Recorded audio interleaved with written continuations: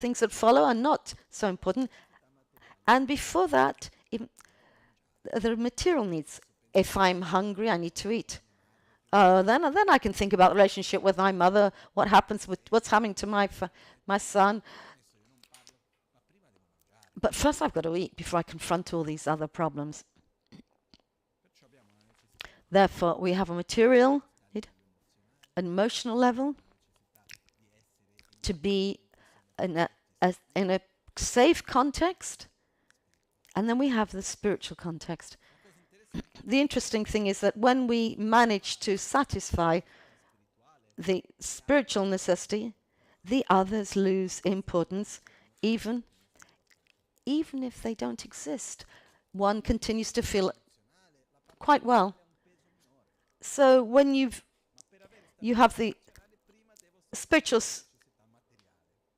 stability, the others lose importance, but they must be satisfied first.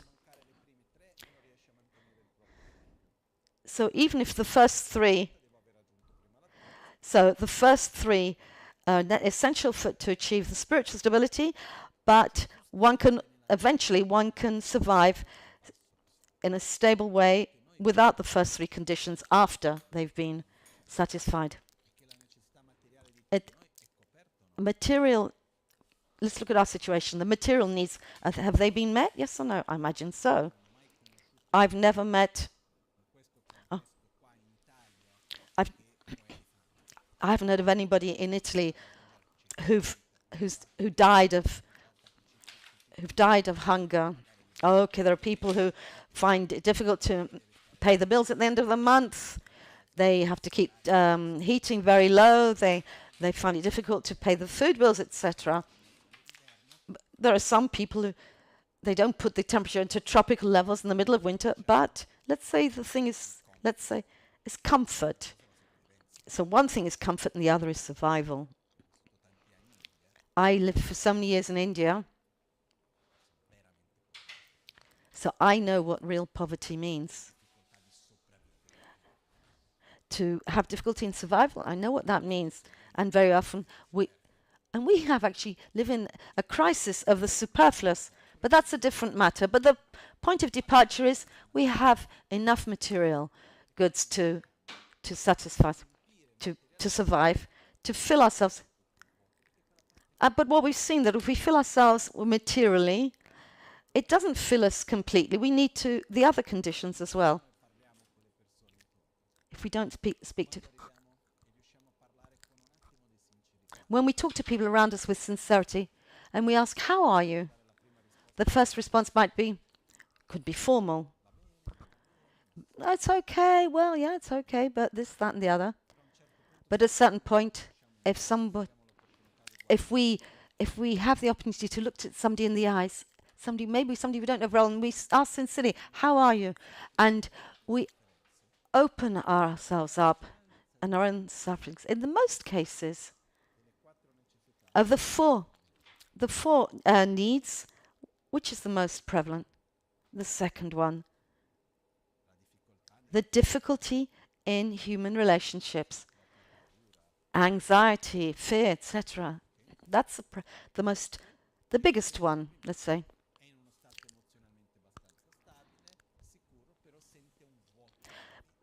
But somebody can also find themselves in a material comfort, emotionally stable and safe, but they feel a kind of emptiness in life.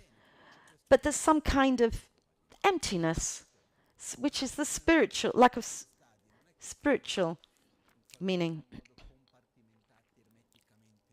So I'm not saying, obviously these four things overlap, but all this is just in order to say the material need is, let's say, our material needs are largely met. The emotional needs, less. Let's think of these first two. How much have we dedicated in our lives to learn, to study, to train ourselves, training for an emotional, healthy life? How much have they taught us? How much have we trained ourselves, been trained to relate to other people in a healthy way? I don't know. Wouldn't it be nice at school if let's say human relationships, wouldn't it be nice if they had that? I'm not saying to study Buddhism. Standard Western psychology already offers a lot. Would it be nice or not? Who gave us that education in human relationships? We have received the non-conceptual training on the basis of an example from our family, our parents.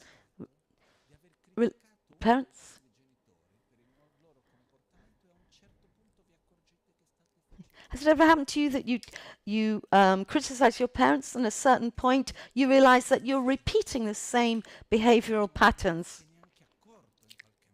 and they haven't even haven't even noticed it's happened to me, and I think it's happened to all of us. Well, it depends on our age.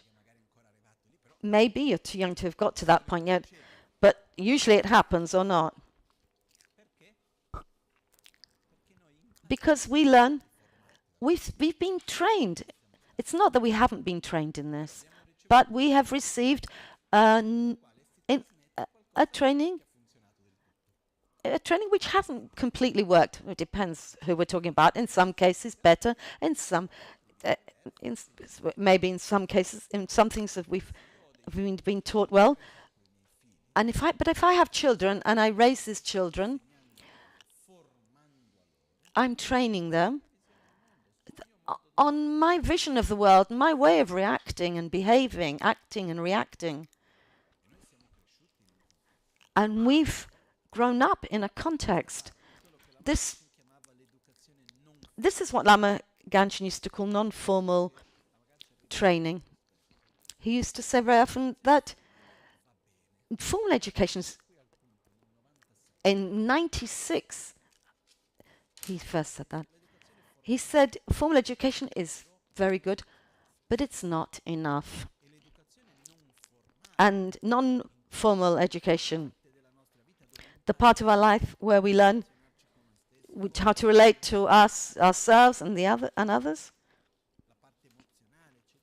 the emotional part is something that this is something that's transmitted by the communities.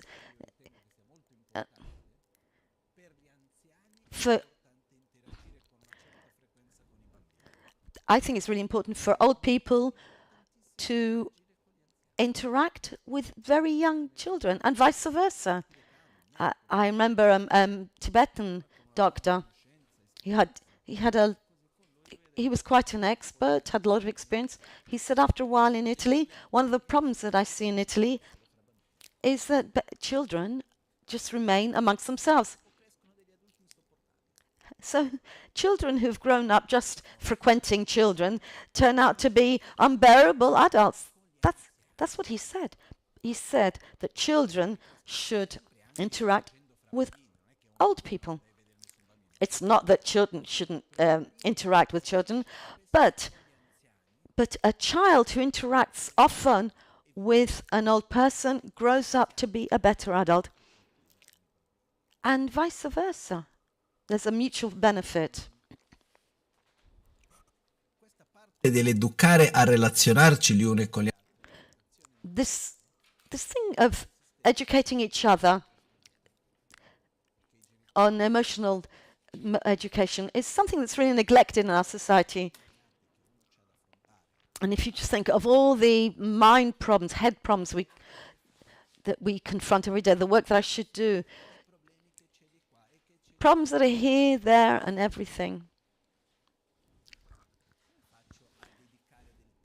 How can I dedicate time, quality time, to change myself so that I can transmit the right values, a good model? Because I have to I'm not criticizing parents because I see they make an enormous effort to do this. But once there was the religion to give this non-formal education, but today, nowadays, non-formal education, who is it? Who is it that gives this? Television. Media. Is that right? How many hours a day do we pass in front of a screen? This is education, training. But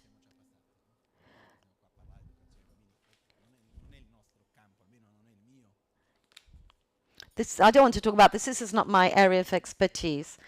But this, even if our childhood is over, we're still training. We continue to be trained. We can't say what. Oh, it's not like we can say, oh, this is, it's not important. I've gone past this stage. We can educate ourselves. And this is fundamental. To have the awareness and to put into action things. I've learned some things, but I should learn some others too. Maybe things are not exactly as I've learned. With all the gratitude in the world towards my all my relatives, my parents and teachers, etc. Certain things, some things work and some things work less. But today I have the ability to discern. I can re-educate myself. And this is something that it's up to us to do. Also because there's another fundamental point. I hope I can explain this well.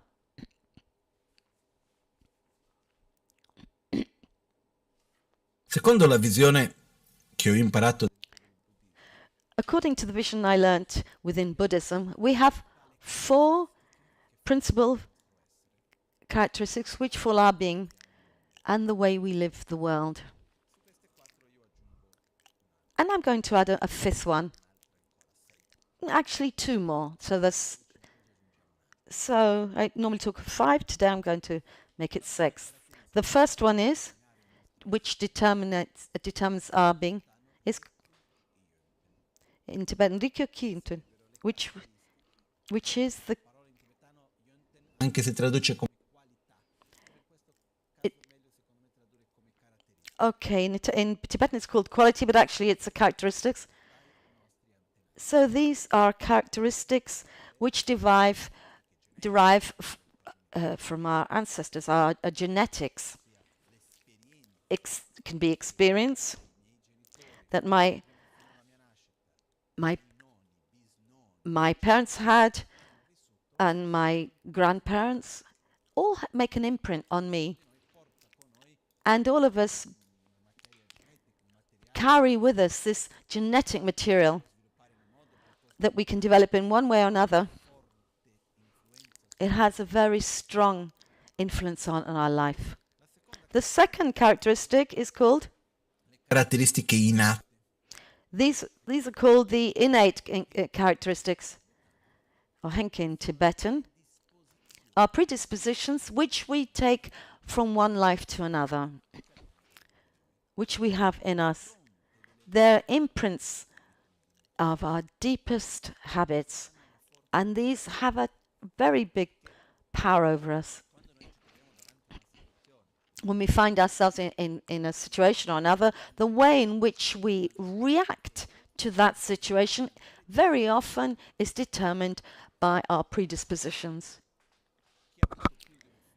Who's had more than one child or brothers and sisters? Children are the same when they're born? All the same? They're already different. Once Lama Gangchen said, to have a child is like inviting a stranger to live with you for the whole of your life. So you don't know who's going to show up. We have absolutely no idea who's going to show up. You just have to accept this being, this child. from your body even. Because what we call my body, the sperm and the egg, have come together and developed this thing, but it's not my body. So it's the body from my parents that I took, which I'm borrowing from them, in which I identify with. I see myself. And to have a child, it's like inviting a complete stranger to live with you. And the predispositions that we have are very strong. They have a very strong influence over us. But all the 5 or 6 are very, very important. The third one is, and the third characteristics is all the information we've received, the social context in which we find ourselves, what we've read, what we've heard, education, school, everything we've heard, which all this forms a part of our worldview. The fourth one is characteristics which derive not from that which we've learned, but from our experiences. The individual subjective experience that we've had. And our experience, it has very big weight in our life. And then we could go into great detail in each one. The fifth one is, which is not usually mentioned, but I think it's very important, is our own body. Nella nostra percezione, in our perception of the reality of the world, how important is our physical state that we find ourselves in? I believe it's very, very important. I'm just going to open a parenthesis and close it. My understanding, mind and body are two manifestations of the same thing. Let's imagine a big room with 2 doors. So the room is the being. One is the mind, and the other is the body. So what comes in one door goes out the other door, influences the other door. So somebody might say, when we die, what happens? Well, what continues is the very subtle mind and body. So, gross mind and body go together, subtle mind and body go together, and the very subtle mind and body at death go together. So this affects us, our moods, the way we reflect, the way we see reality. Once, with the dog, I've been observing this with my little dog. I went to the vet, and he said, you go into the woods. In Albania, there are many woods. He said, go to the woods, let the dog go, and then you hide behind a tree and see. And you shouldn't have any difficulty because you're dressed in red. And I said, well, what's that got to do with anything? And the vet said, because to the eyes of a dog, red and green are virtually the same color. We see colors as we see them. And I imagine that you see colors the same way that I do, but that may not be true. But human beings, we see a certain range of, and certain animals see another range. We see a very small part of the light spectrum, and we believe we see everything. And we believe that what we see is reality. But what happens is, I see colors in a certain way. I see something with certain things because I have these eyes, this body. But if I had different eyes and a different body, I would see things differently. There are thousands of other examples. Even if the hormones go out of balance a bit,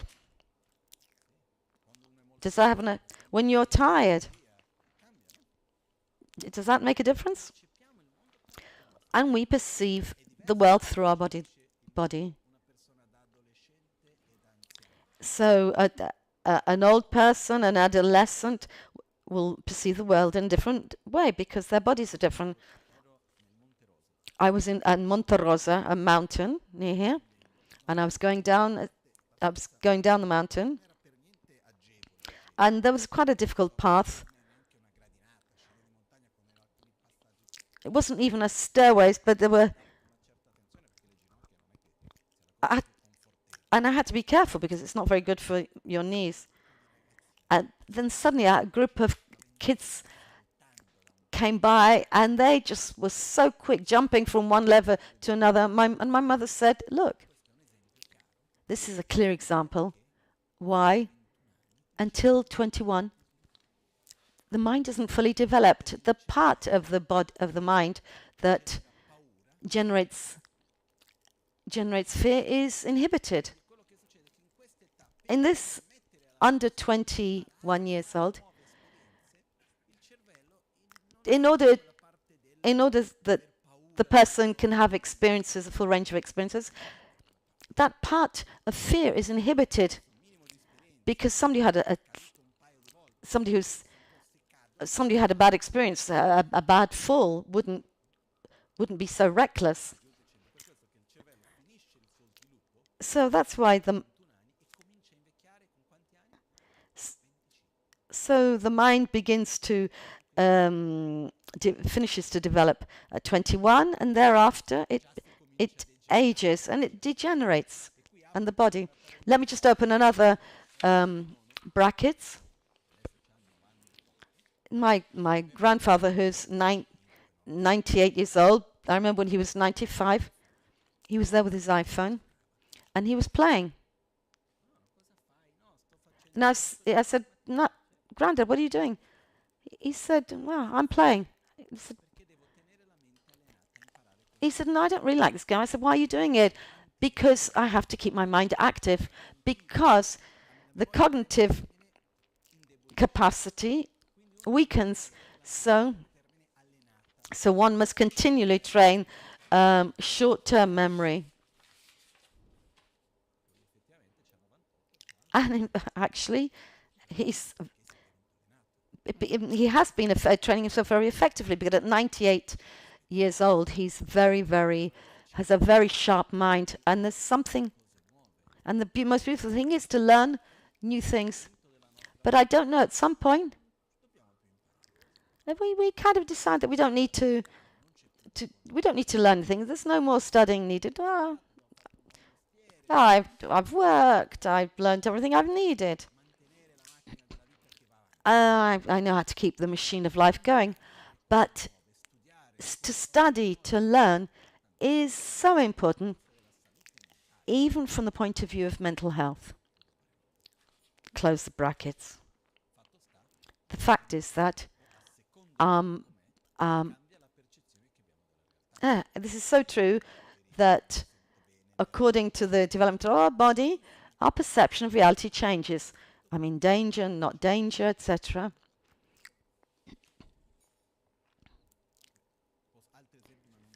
I can give other examples, but they're not pertinent now. We have the genetic aspect, the predispositions that we bring from one life to the other. We have education, information received, experiences lived, and the body. And the sixth one, characteristic that we can add, which is fundamental, is that which is called, which it goes together with predisposition, is called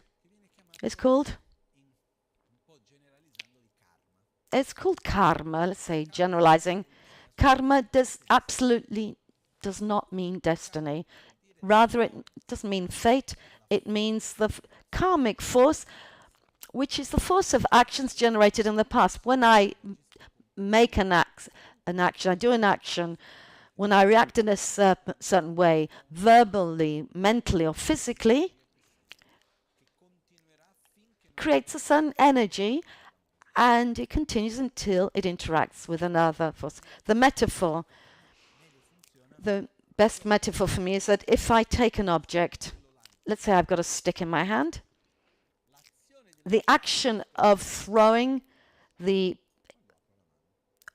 when I throw the stick, when does it finish? When I open my hand. But the stick continues to fly through the air. And I open my hand, and the force, I give it the force, the inertia that keeps the stick flying through the air. But what happens? If I throw it in space, let's say, what happens? It would continue until, this is theoretically, I've never done this, but theoretically, what we've seen in science fiction films, etc., what we've learned, if I throw something in space, it continues until it hits something else. Why when I throw something,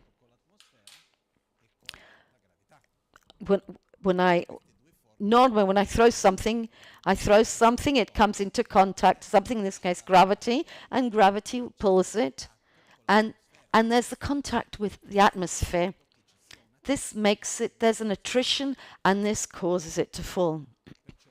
Therefore, my action of throwing the stick is finished, but the momentum continues until it hits another object. But this force, if it were not to hit something else, it would continue. It would continue until it found something to interact with and create a new result. If I throw the stick and first it falls on the ground due to the atmosphere and gravity, instead of that, before that happened, somebody passed and got their head hit by the stick. That is a direct result, not of the fact that I threw the stick, but of the momentum, the force that kept it going, of the stick, of the action. Whatever action we take, it creates an inertia, called in Tibetan, which can be, it's called karmic force.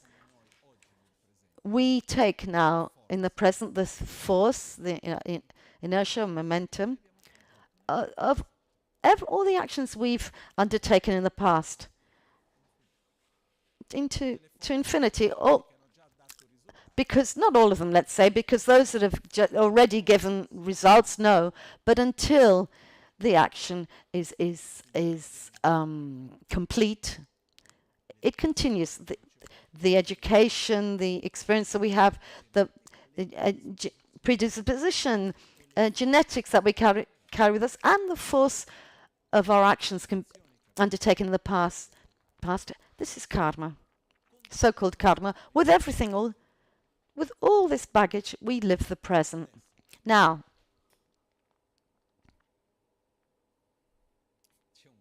I've got a friend.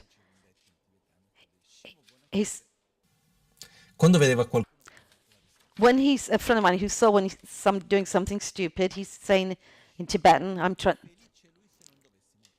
happy he who doesn't die. What did he mean by that?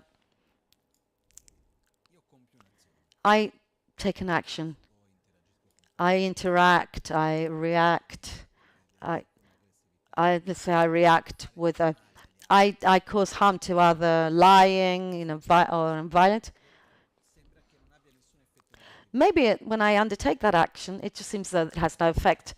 But in time, that the action, the energy of that action I carry with me, and sooner or later there will be the result. Therefore, at a certain point in our life, there's something that we like, which sooner or later we will hit the moment of death. We're all going to die, or not? Are we sure? Are you sure? Ok, che cos'è la morte? What is death? If we're so sure, what is death? We're sure of one thing, really. We're sure that at a certain point in time, this body is not going to work anymore. What really happens is a totally different question. going from a point of departure, death, this body stops functioning, and there's something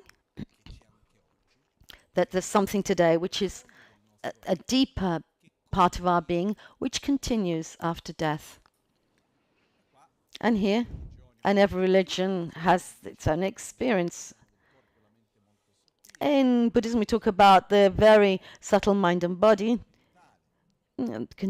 mental continue. There are people who call it soul, whatever. But anyway, there's something that continues. But even if we don't think about death, in this life, if we just think, if we think of each one of us, how many lives have we had? This is, I believe, the fifth. I'm in the fifth.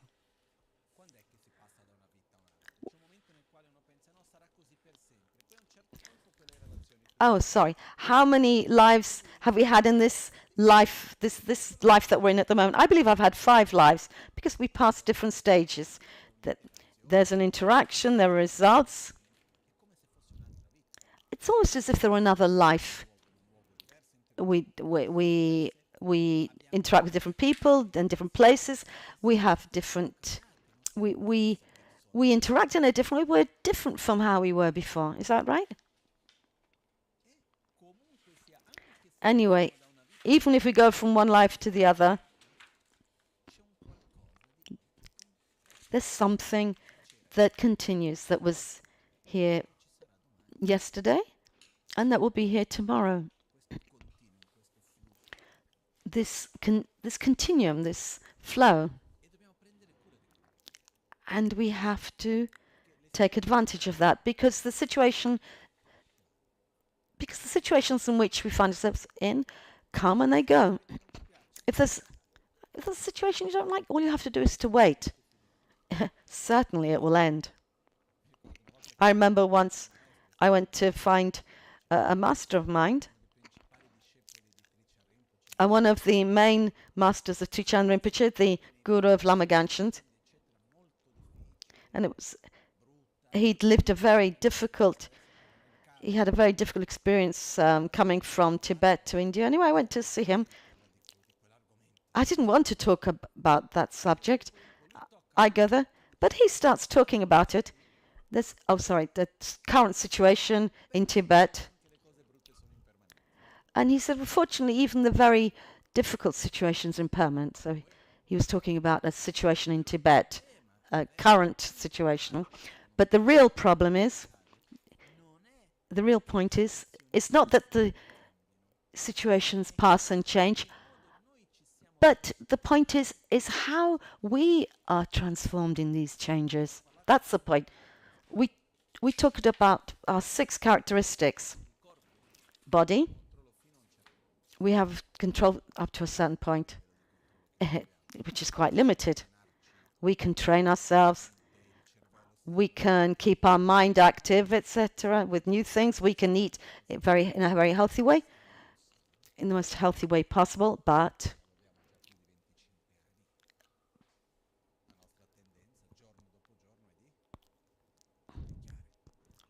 our tendency still is naturally to age, and naturally the body will degenerate. Even if old age doesn't happen in a gradual way. It happens like in big steps. Because you can live a kind of plateau, and then at the end of it something happens, then you have a sudden aging process. Then you just go down very, very suddenly. I can't remember. Somebody said something to me once. So somebody told me that aging happens like in big steps. It's not like a gradual slope down. Anyway, the body degenerates. There's nothing we can do about that. Information that we've received, the education we've had, we can re-educate ourselves. But the day we die, the knowledge that we have ends with us, because the gross mind finish there. We don't. We don't, because otherwise children would be born and some of whom would say, no, I don't need to go to university because I've retained all the knowledge. I've met children who've actually remembered incredible things from previous life. I remember I had a friend who memorized 1,500 pages. He had an incredible capacity to memorize.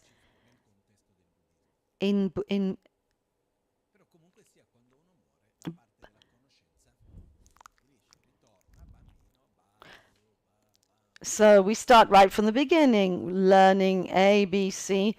So before Rinpoche was saying that we carry capacities from one life to the other, such as memorizing. Our experiences also finish, and it's a good job too, luckily, because something I reflected on many times. So, for example, people who want to be immortal. Seems like a joke, but really, there are people who are investing millions, hundreds of millions of dollars to finance studies on immortality. And I was thinking about this. From 2000, they say 2030, people rich enough to pay this. So a person will be able to live for 200 or 300 years. I just imagine the scene of somebody of 250 years old who goes to a psychologist. And I was imagining this scene. The poor psychologist would have to try and understand what trauma, when and why. If I have a trauma, what do we do during our lives? We reinforce that trauma, or do we overcome it? What's the tendency? Is to reinforce that trauma, to live 300 years in a physically and mentally healthy way. It would be great, but most of us wouldn't happen to us. Therefore, when somebody dies, at least there's a kind of big reset.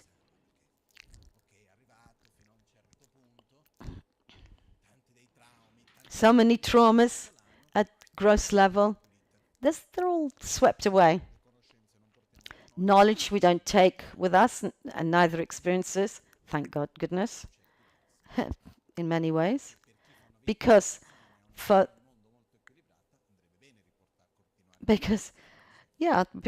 people who've had a very balanced way of life, it would be good to take these with them. But genetic part we don't take with us, because it will depend where we are reborn. And there's a part that we do take with us. What we take with others are the so-called predispositions. Predispositions. From Tibetan, they're translated as imprints. For example, somebody who's very used to lying, that person will be reborn with a predisposition for lying. They're in a kind of the predisposition is there. If the conditions make this manifest and take seed, otherwise these predispositions lie dormant. So, but these we bring from life to life, and the predispositions happen on an emotional level, how we perceive and live the world. Somebody said to me once, I was in a coma. I was alone with myself. And And somebody else said I was totally powerless. I couldn't interact with anybody else. In these cases and others, when we're totally alone, we can either live in paradise or in hell. And what does it depend on? On what's happening around us, on how we live in that moment. What the determining factor is actually how we've lived until that moment, the habits we've created.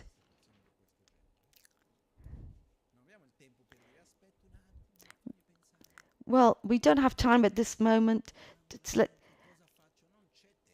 You haven't got time to say, okay, positive mind, where are you?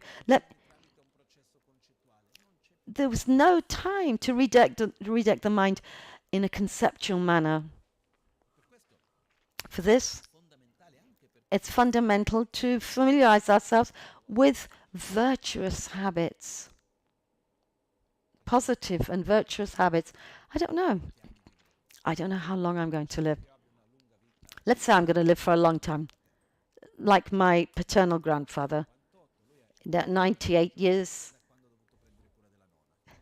In fact, he's actually got younger, and since he started looking after my grandmother.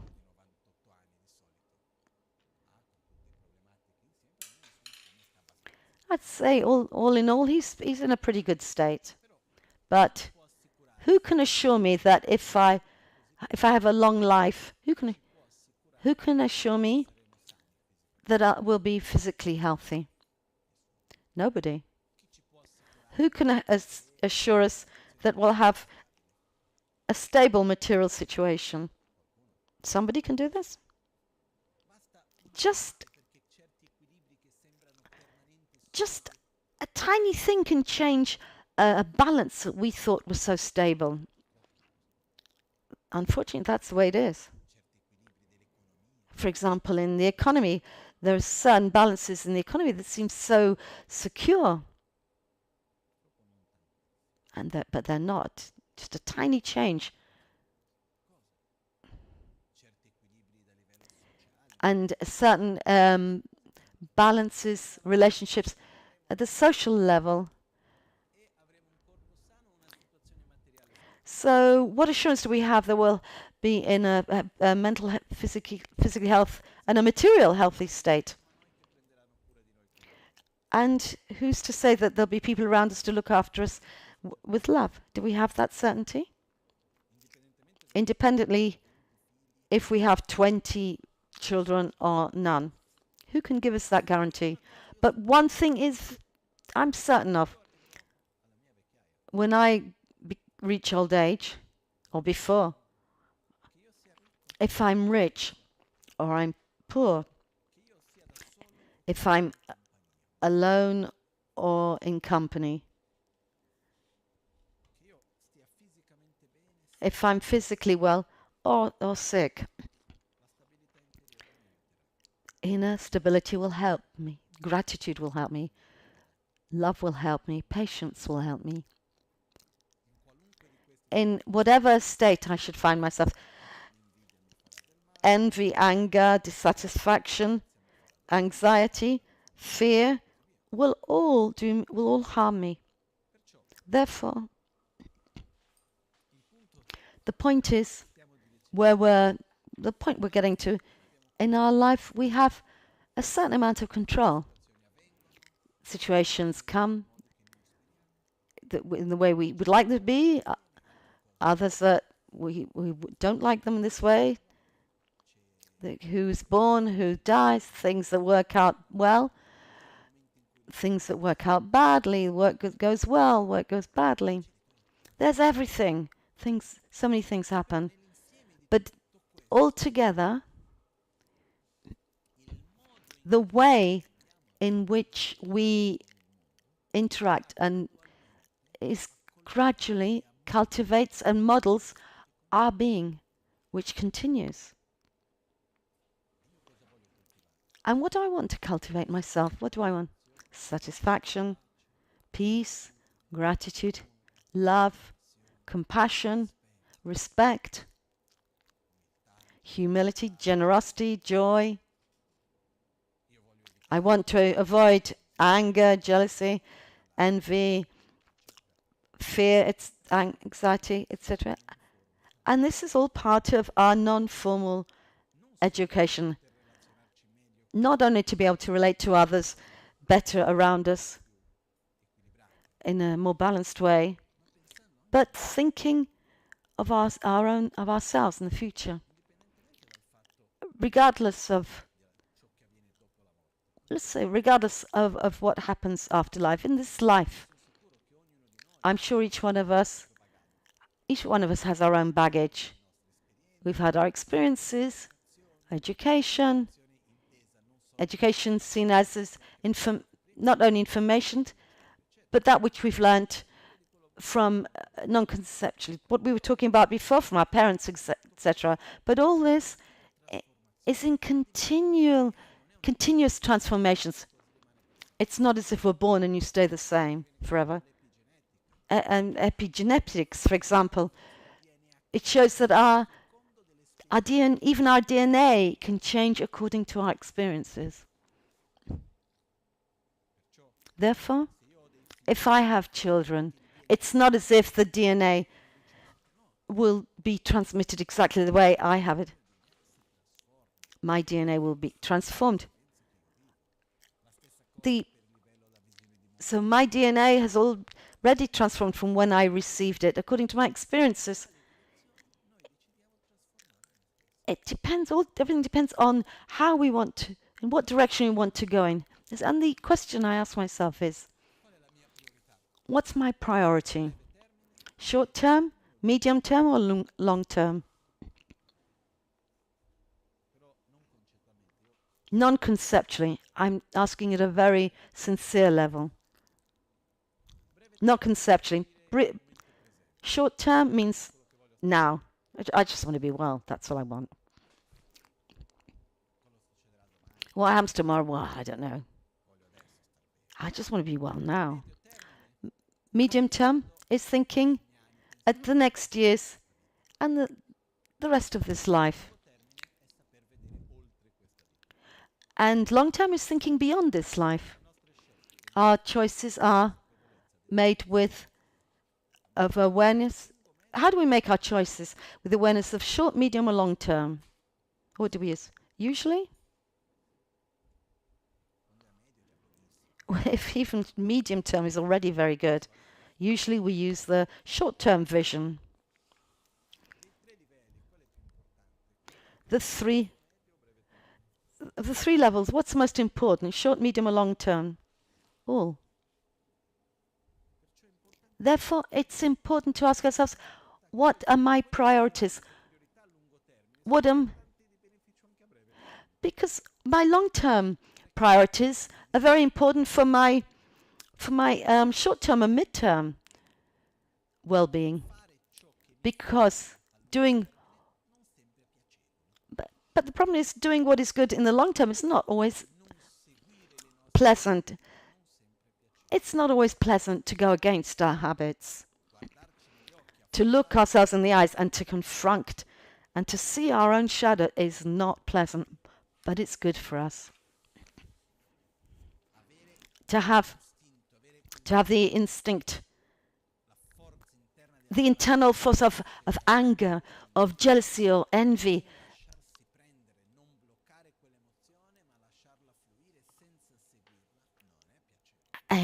but not to act on it and to let these emotions go is absolutely not pleasant. It's tiring in the short term, but it's good for us. It's good for us not to act from these emotions. Therefore, what do I want? I want my well-being. But it's good for the people around us, but in the end of the day, we're very selfish. But let's try and be selfish in an intelligent way. When we talk about what's good for us, for example, the body,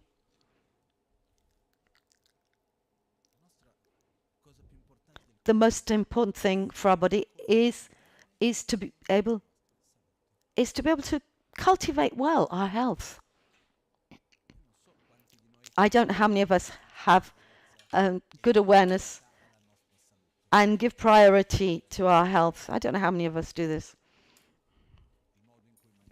The way in which we eat, interact, the way we think, our emotions, the way in which we go to the places we go to. How much do we give, how much of our lives do we actually give priority to our mental, physical health? Sometimes yes, sometimes no. But if I want to have a long life, a healthy long life, I have to develop my health now.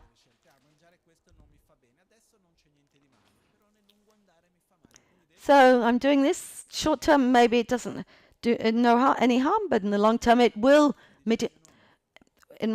will harm me.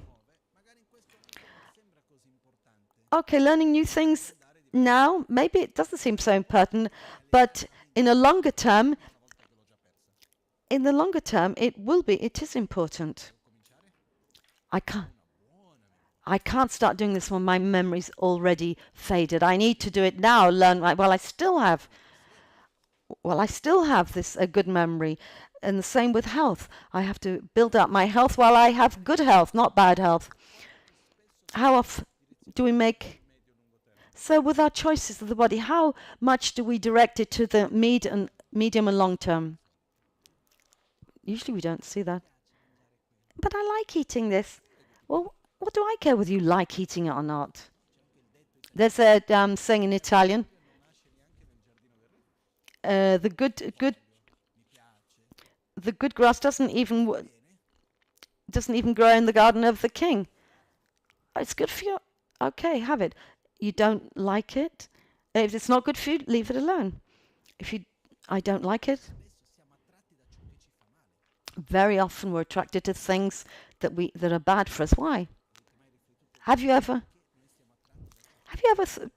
considered why we're attracted to things that are actually bad for us? When I reflected on this, the only answer I could file to myself that was a bit logical, and when I got this answer, I stopped searching, but it seems to me like a good conclusion.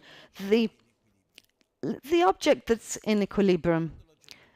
When an object is in balance, the force goes. When something is unbalanced, the force pushes towards unbalance. When it's balanced, the force goes towards balance. When a body is balanced, it's attracted to foods that maintain the balance.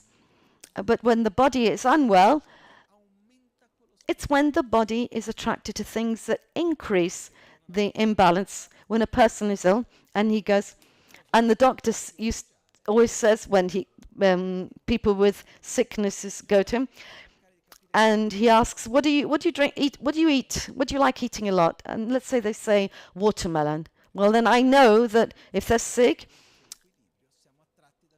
I know that it's the watermelon that's not good for them because it's increasing the imbalance. Let's look at a relationship between two people, and there's harmony between these two people. There's balance.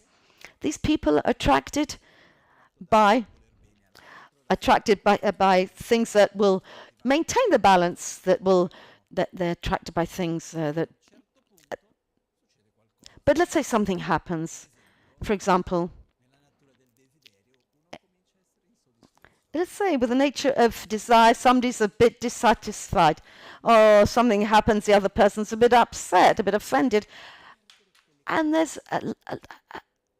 the balance. There's a bit of imbalance, and if the other one person acts with aggression, let's say somebody talks to you in an aggressive way. What's our tendency to push in the opposite direction, or to respond in the same way? So to pull in the same direction. So we use aggression ourselves. So when we're unbalanced, we're attracted to that which increases our imbalance, and that's the way it is. Therefore, what I try to do when I see a situation which is not an unbalanced situation. Let's say in a social setting, in a mental, physical situation, and I have this impulse to do something, I try to see if that action is going to push things in the same negative way. What I need to do is to act in an opposite way. If you act towards me with aggression, I need to make sure I react in the opposite way. Because often that aggression comes of a sense of a state of unease of that person. So I need to truly accept that of the other person. So otherwise we enter into this pattern of attack and counterattack. Therefore, where there's imbalance, we need to put the force towards balance, not to bring things down towards a greater imbalance. So therefore, we need to cultivate what is good for us in the medium and long term, not just in the short term. And to do this, for me, the only certainty I found for me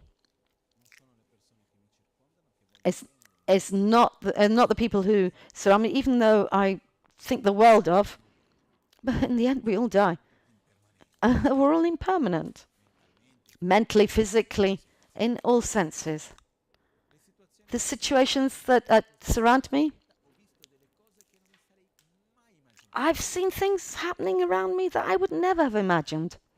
Therefore, sincerely, if something happens, a big, huge change, quite honestly, I'll just say, well, I don't think it's going to completely knock me over.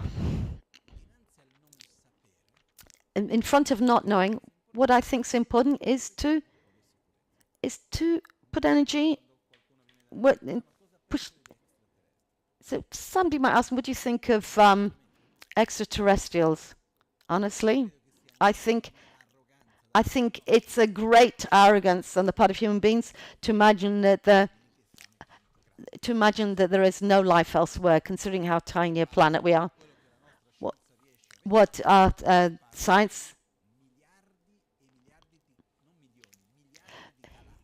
So even with the limitations that our science has, science talks about billions and billions and billions of galaxies. And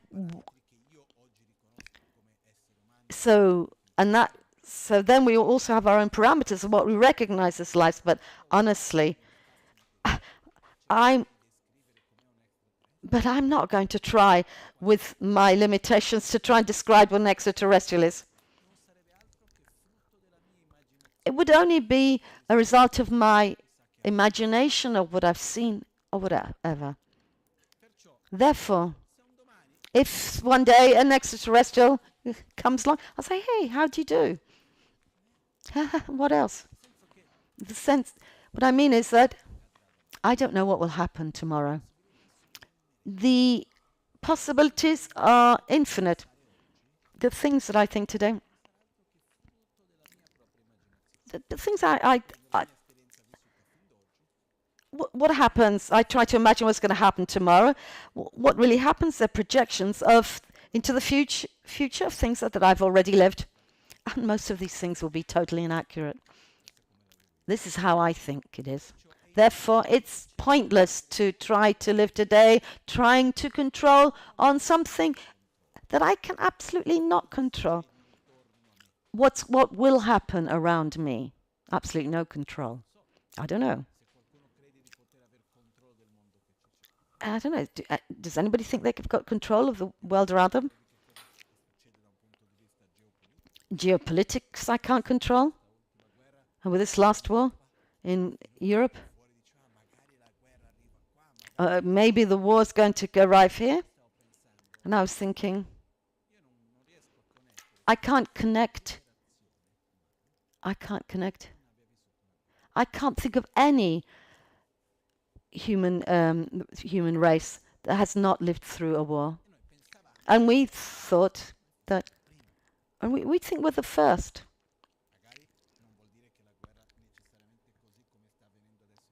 But not necessarily the war as it's going on in the Ukraine will happen here. I certainly hope not. But what to us are certainties, we see that they aren't certain.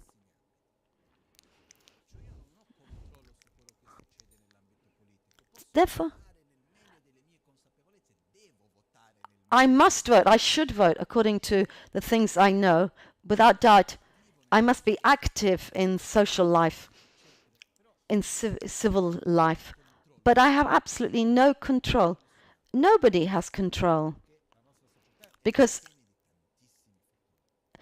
our life is made up of so many factors. So let's just think, what do I have control of?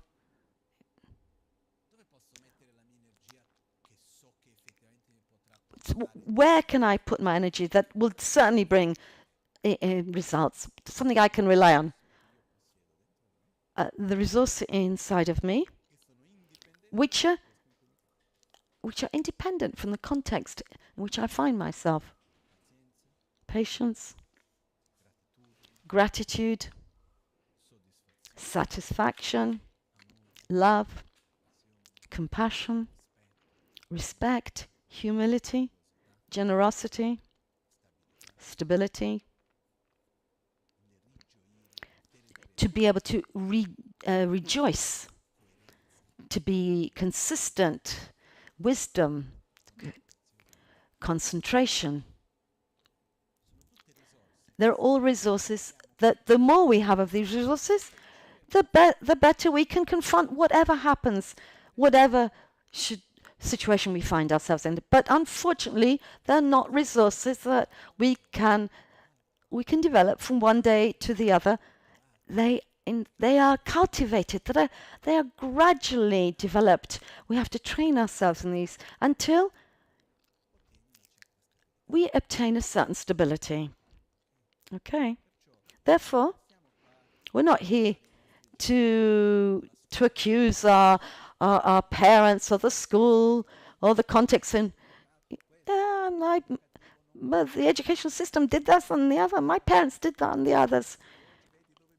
And look at me now. It's the fault of the schooling system, my parents. No, that's not what we do. Absolutely no point in doing this. I'm sorry if I'm a bit blunt. We're here to take the reins of our life in our hands, to stop pointing our finger at other things, and to say, how do I want to live? Why? Because I'm going to die soon.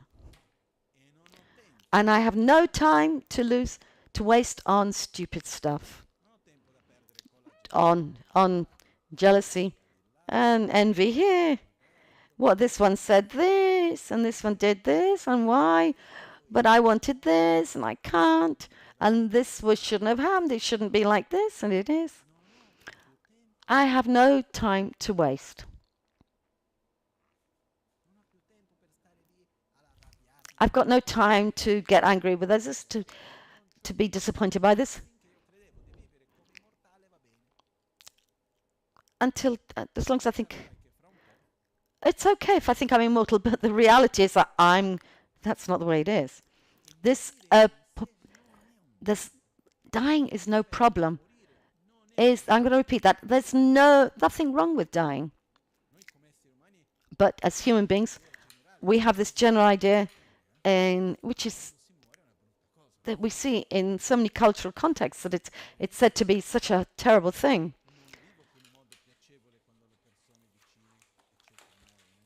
But it's not that I'm happy when people around me die.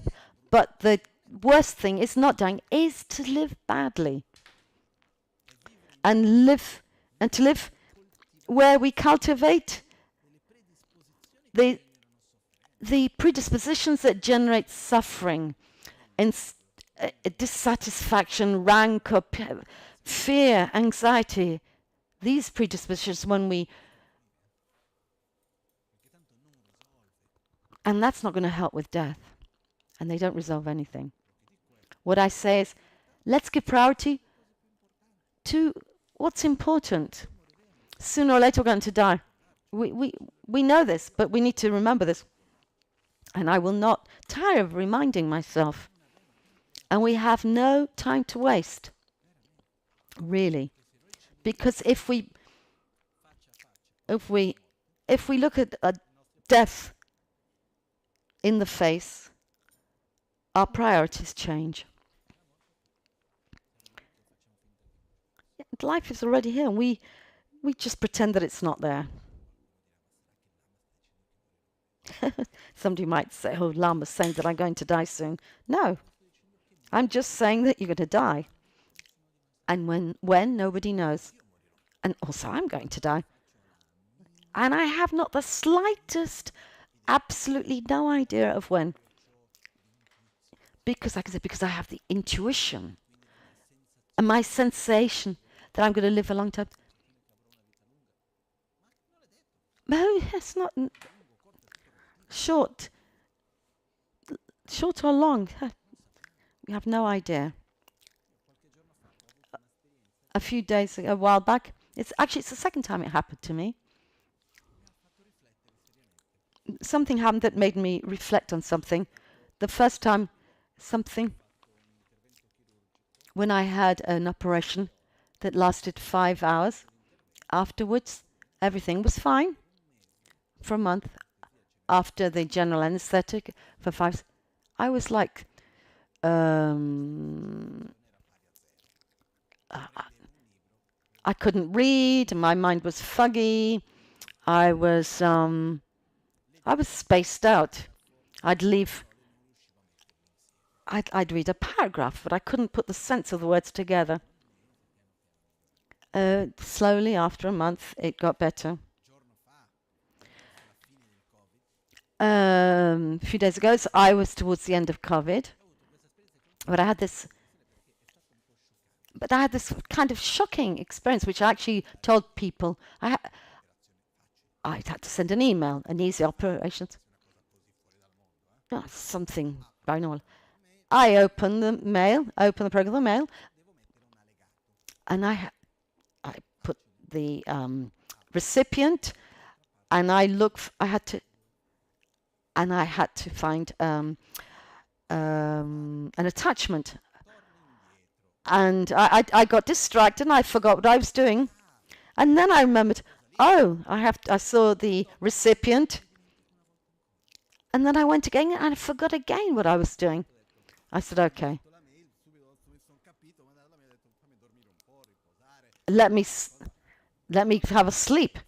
But that made me reflect this certainty that I have today, to have a quick mind, to have a good memory, to have awareness. It's absolutely no certainty that it's going to stay. We all age. We can have moments of illness, boom, then we lose that mental clarity, and it's not a big problem. The big problem is the opportunity that we lost when we had that mental clarity, if we haven't used that opportunity well. I have a friend of my mother, a disciple of Lama Gangchen, a wonderful person. Strangely, in the best part of her life, when everything went well, for once everything went well, she had a blood clot, and she was half paralyzed. But the cognitive part of her mind just never regained the health she had before. The point is, one dies. What am I cultivating that I can bring with me? These little episodes made me reflect on this, because of everything I have. One of the most important things I have for me is to have a clear mind and harmony between what I feel and what I think. and to have a good heart. But I saw that we can't be sure of this. Shouldn't take it for granted. When we live a moment, we have, there's a term, we have what Tibetans call the arrogance of youth. We're so secure of what we have. Is it always like that? No. We know. One day, when I see myself in the mirror, I have reminders not to me like that. Just look at, I have to look at the top of my head. I can see that things, but it's a sign that I'm alive, that I'm impermanent, that my body's transforming, which is okay. But I should use my resources well, because I don't know how long they'll last. And things can happen when we least expect them to happen. Therefore, life is to be lived to the full, without regrets. It's said that a spiritual practitioner, regardless of the religion, has three levels in which he should have to face death. The first is, the minimum acceptable is, the first is to arrive at the point of death without any regrets. That I should have done this, I didn't do that, I shouldn't have done that, I should have done this. Not to be in peace with oneself, not to have, one shouldn't have regrets. The second level is not to have regrets and also not to have fear. And the third one, this is like the level of master. Let's say,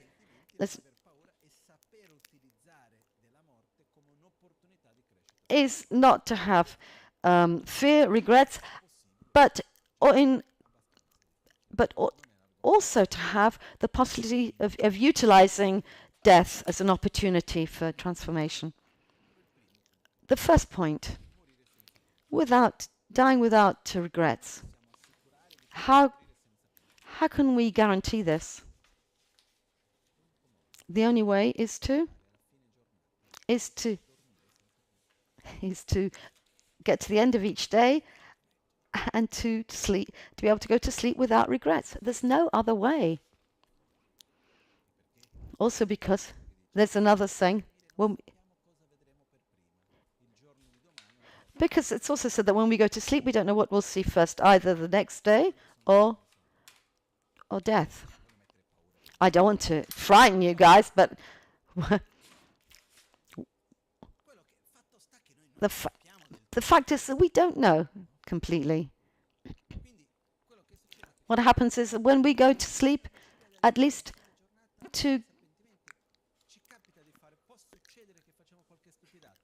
it can happen that we do some stupid stuff, no?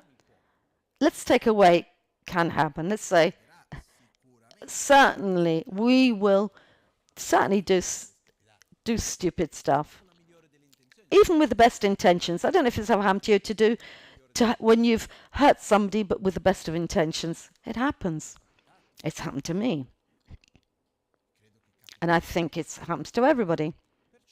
Therefore, when we get to the end of the day and we look at ourselves, we observe ourselves, and we look at ourselves in the eyes, and we see how we've lived the day, and we realize that we've done things that we're not proud of, our emotional states, choices that we've made, situations we found ourselves in. The first thing that we need to do is to truly accept ourselves with love. It's not to tell ourselves off, look what you've done. No. We need to truly accept ourselves with love. As if we were to embrace ourselves like a baby. And a child who did something wrong and realizes he shouldn't have done what he did. And the child says to us, I did something wrong. I'm sorry, I shouldn't have done that. What do? Naughty, naughty boy. And we give them a big slap. What happens the next times the child doesn't? Now, next time, if we do that, the child won't admit it. But if the child has already made his process, if he does self-analysis, he realized he did something that wasn't good, he understood that the action wasn't right, he comes to us, I'm wrong, what should we do? Truly accept him, not hit him, not beat him, but neither to say, oh no, it's nothing, but rather not to diminish it. No, it's not say, oh, it's nothing. What should we say? We need to accept the child with love. You did this. You understood that it shouldn't be done. What can we do to ensure that this doesn't happen again? That's what we should, the attitude. What can we do? We upset somebody, let's say. What we can do to rectify the situation? What can we do? But most importantly, what should we do not to repeat this? To truly accept the other and to give a new direction. And that's what we should do with ourselves. If we truly accept ourselves each day and redirect ourselves. This, I told a lie here, this wasn't good, I did this, I'm going to generate more suffering, I shouldn't do this again. Therefore, I direct myself, at least with intention, I don't want to lie anymore. I must not lie anymore. I imagine myself a similar situation, but then I don't react lying. I try to find another solution. I embrace myself because to die well, we need to be in peace with life. But this is peace we don't obtain, but rather we construct it and we cultivate it and we maintain it. Whether it be it ourselves, with others, at work, or in a country, with our community. It's not merely the lack of conflict, it's harmony, and harmony is something which is constructed. Therefore, from our part, to be in harmony with our life, we must be in peace with ourselves, with our own life. It's important to be cultivated. Can it happen that sometimes we go to bed and we're not totally in peace with ourselves? Well, then the next day, we make a greater effort to truly accept ourselves, to look ourselves, and I'm going to use a term that's not used in Buddhism, but to forgive ourselves, understood as meaning to truly accept ourselves with love. Doesn't mean to say we just diminish, okay, don't worry, it's nothing much. To accept, I admit that I did something that was not right, openly, and I resolve not to do it again. This somebody I want to speak to and I don't speak to, well, call this person. And I remember playing volleyball at school in Brazil, and sometimes we made a circle, and we threw the ball, and we passed it one to another. And then sometimes the ball fell between two people because the other thought, and because the person each thought that the other was going to get the ball. And then there's a term we say, leave it. And I've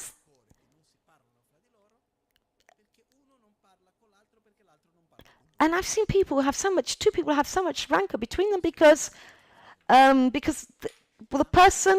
other person doesn't speak to them, and I won't speak, and they both won't speak to each other. For example, he doesn't say hello to him. Did you say hello to him? No.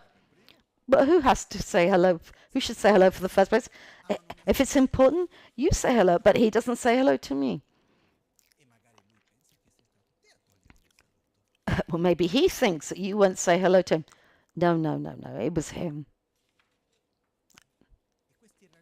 And these rancors, this rancor, how long is it possible to carry for days, Anis? Let's hope not lives. And at a certain point, if there's something that's not right, just the best thing, let it go.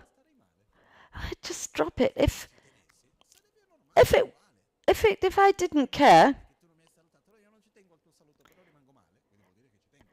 if it weren't important, you wouldn't care if the person said hello. But if we're upset that the person didn't say hello to us, so obviously it's important to us. So we should say hello to that person.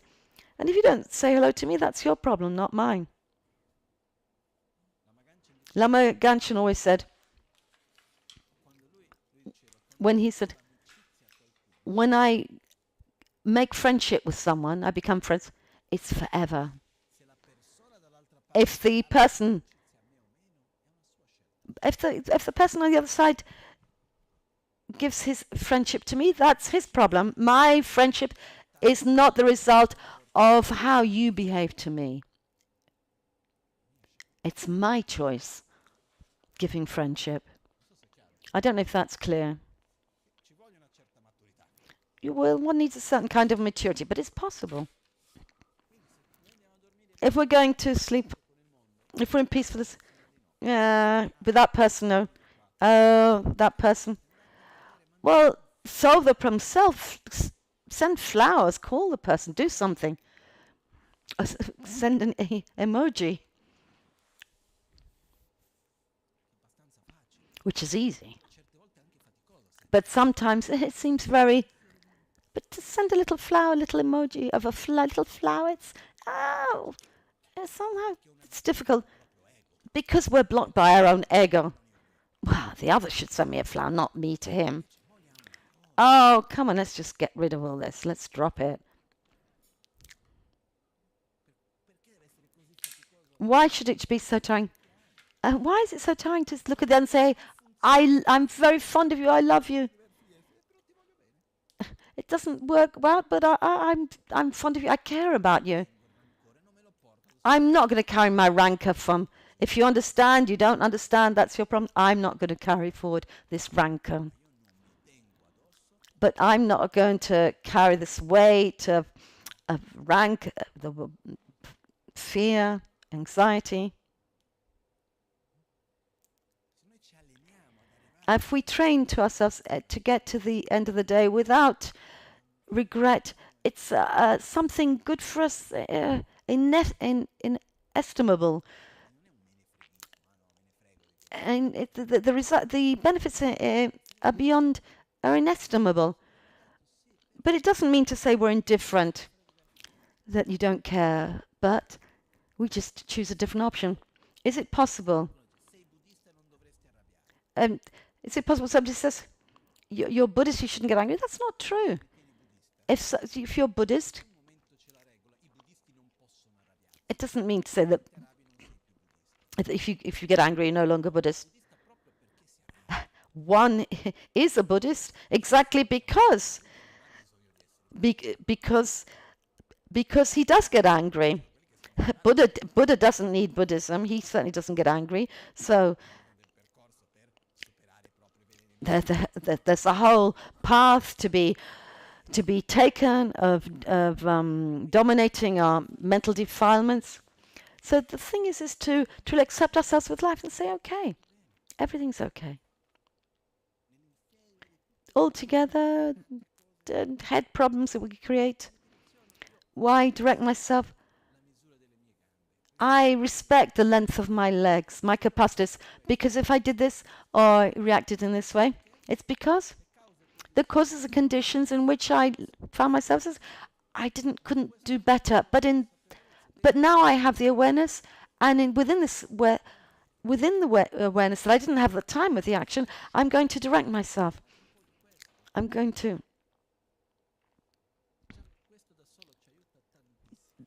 Only this will help us enormously. I invite you all, when you're in bed,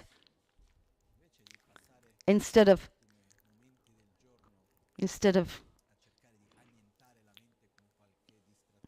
instead of a kind of eliminating the mind, anesthetizing the mind with a film or something, at least to dedicate some time to reflect.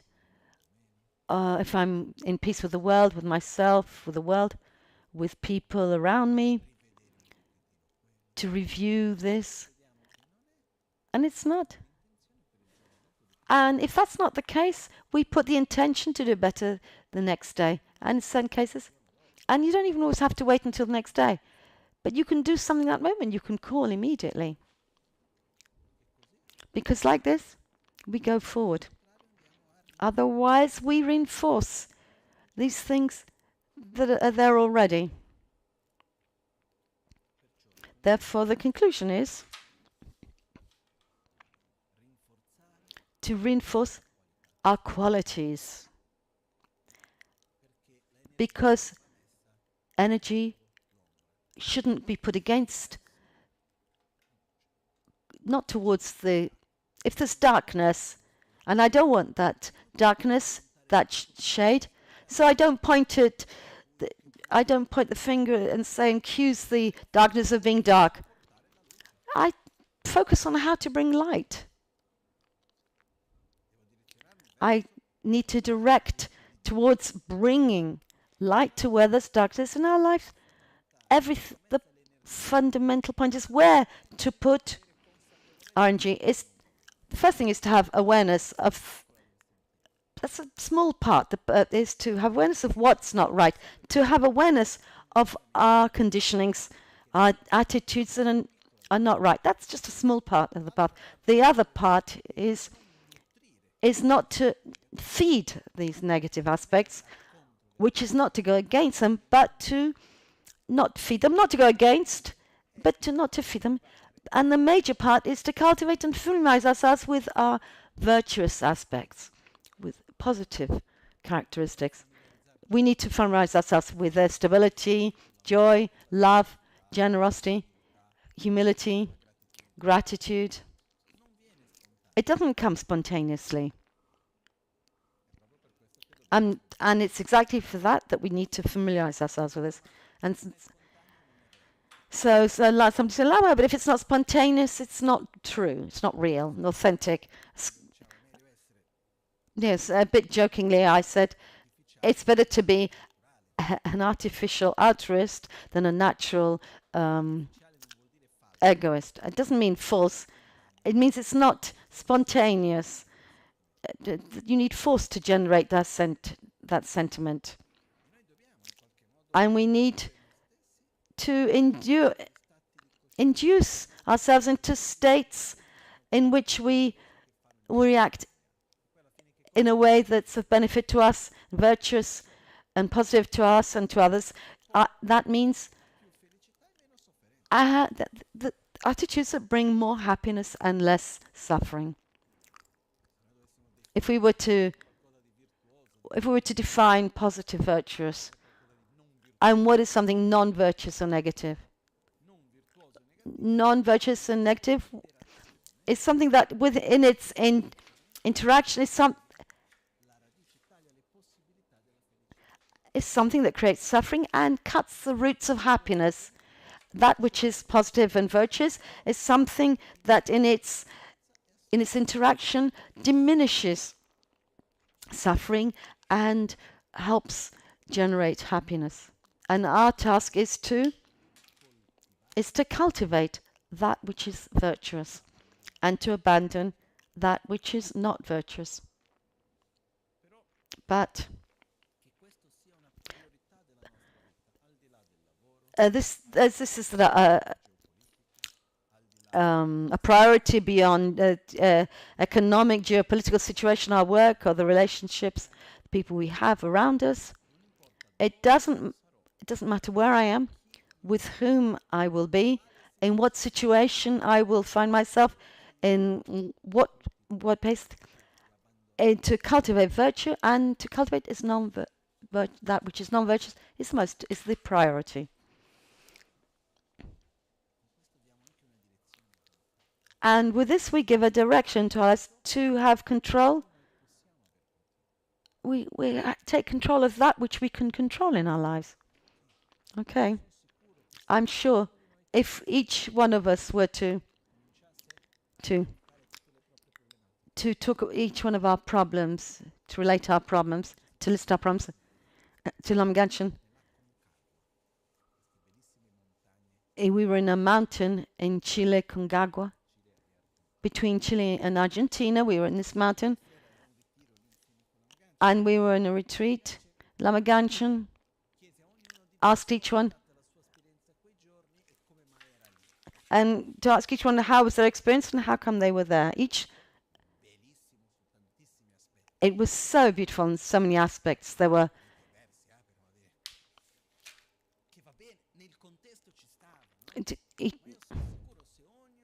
but each one of us here started to talk about their problems, suffering.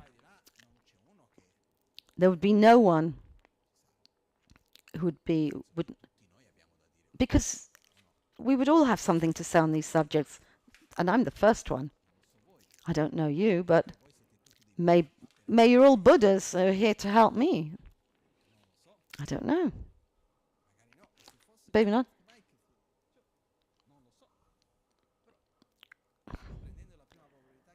Let's take the first probability that we're all here together on this path. I'm sure that everybody has their own problems. Today there are some in childhood and adolescence, and then there are always problems. And each one of us could make a long list of them. The point is to be able to get out of this vicious cycle, to look at our problems, my difficulties, this, that, and the other, and to live it as if my well-being depended on these things didn't exist, but rather to put the focus on living in a virtuous way. It's using the mind, body, speech, and mind, actions of body, speech, and mind, to sustain happiness and reduce suffering. The problems exist, they're resolved, they come and they go. It's normal. The important thing is how I become, how I grow, how I develop in these situations. That's the important thing. Okay. Because, let me just open in brackets, just briefly. Otherwise, if I don't say it, it's just going to stay in the back of my head. The great majority of our life is we are the directors of our own life. We create this. We create our own film. If we create a comedy, that's our choice. Not in an without awareness, not consciously, but let's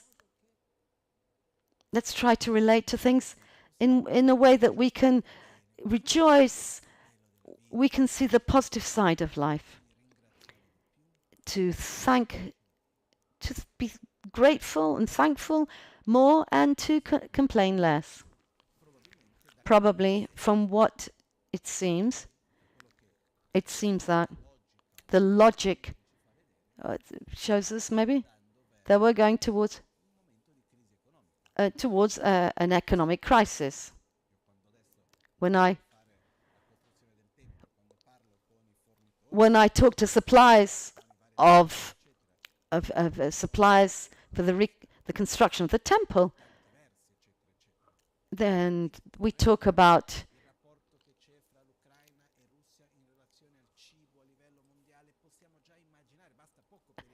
so if we talk about the relationship between Ukraine and Russia, we don't need to imagine much to see what will happen to the food supplies, or well, I guess you could buy kilos and kilos of food, make stockpiles. I'm personally not going to do it, but we need to. Sorry, and before I wanted to say that the suppliers of the temple talk about the huge price increases of building materials. it's not the same for everybody, but most of us here, even an economic crisis, can actually help us to get back to basics and to understand, to go beyond material value, my physical value of things, to go back to the functions of things. Today I was putting on my jumper and I saw that it was worn out on the elbows. How could I go to the Kunpen in Milan? There's a hole in my sleeves. And then I asked myself, this jumper I'm wearing, for which I think that from the animals in Mongolia, and the wool came from their backs, and somebody gave it to me. Does it fulfill its function or not? Even with the hole, well, a bit less, let's say. But once it's mended, it will go fully fulfill its function. It's not made to make me appear in a certain way. It's made to keep me warm. As long as it fulfills its function, great. Who cares about the rest? Very often, we lose the connection with things, with the wrong values. And sometimes crisis in quotation marks can create positive collateral effects. I'm not saying it's all wonderful, of course. There are still all the problems that will come with an economic crisis, but I have to make some fundamental decisions. How do I want to live? It seems absurd. I'm going a bit too far maybe, but before we talk about the war, there was the discussion about the climate change, COP 2022, the global warming, and I saw very few people, and some people, okay, let me put the heating on at 18 degrees, because the environment will be important, but my comfort is much more important. This is I'm exaggerating, but when the price of gas goes up, we will reduce the heating, because I'm obliged to do it in some way. Maybe all this is actually helping us to reflect on things, because sometimes not seen. The important thing is how we confront negative things. I'm not saying that's wonderful, but maybe negative things, there is some value in them, but the important thing is how we live them, how we confront these events. We're going to when we find ourselves in situations that we can't control, the important thing is how I comport myself. This is what I wanted to say. I wanted to thank each one of you for being with us. I'm happy.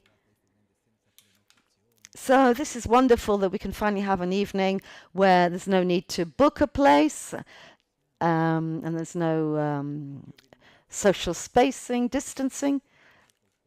And I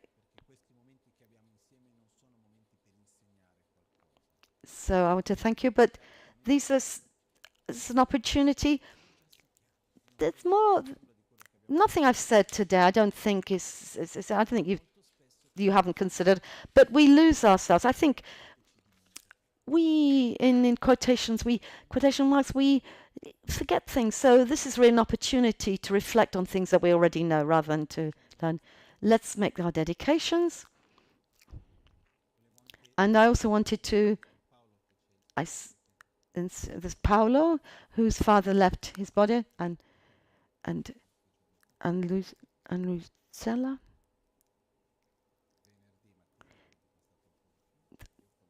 So Friday, your name of your father is Giovanni, who died last Friday.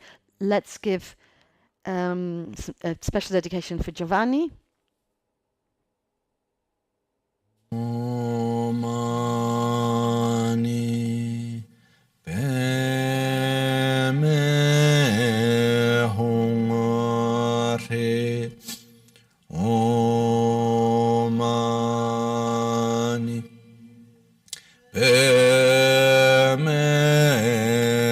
hong chamden galwa shi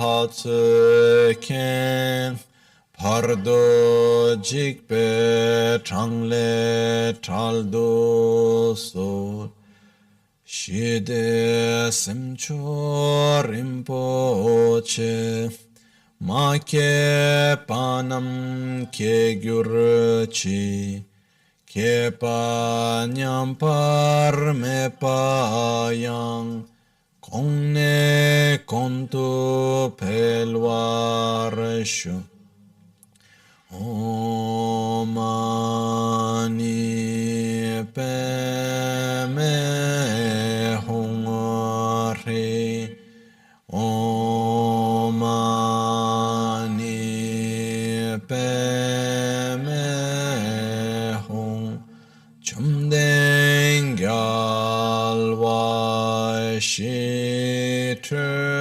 Alhatsu Kem Pardo jikpe Treldu so jetsun lame kutse rapten chi nam karatin le chokchur gepada losan tempe drume sasumki drove munsel takto ne gyur chi kewa kunto yanda lama dan drame cheke pela longche chi Sada lamge yonten rabzone dorje change kopa nyurtob sho nimodele tsendele nime kuyandel ninsen takto delekpe kuncho sumke jingelo kuncho sumke ngodrubutsol kuncho sumke trashisho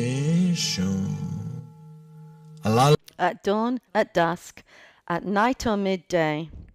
May the three jewels grant us their blessings. May they help us to achieve all realizations and sprinkle the path of our lives with various signs of auspiciousness. Thank you, everybody.